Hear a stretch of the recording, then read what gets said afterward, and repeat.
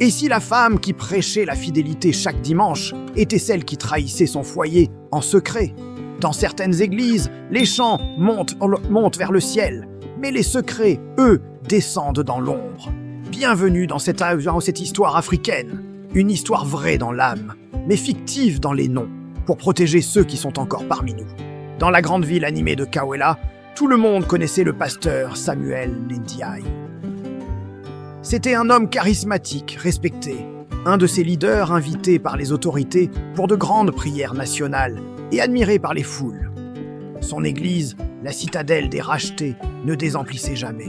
Imaginez, 3 cultes bondés chaque dimanche, des fidèles endimanchés, parés de leurs plus beaux vêtements, des discours puissants qui secouaient les consciences. Sa réputation était impeccable, un roc dans un monde en plein changement.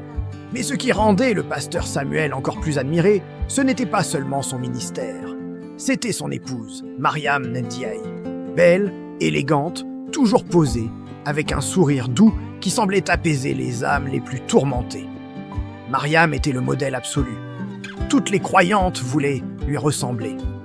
Elle dirigeait avec grâce le groupe des femmes de l'église, prêtait sa voix angélique à la chorale et prenait souvent la parole lors des séminaires pour parler de mariage, de pureté et surtout de fidélité. Je l'entends encore dire « Mes signes et sœurs, le diable attaque d'abord les foyers solides. Il viendra avec l'argent, il viendra avec la flatterie, il viendra avec un jeune homme séduisant pour vous faire tomber. Mais résistez, soyez des piliers pour vos maris. » Et toute l'église répondait d'une seule voix « Amen. »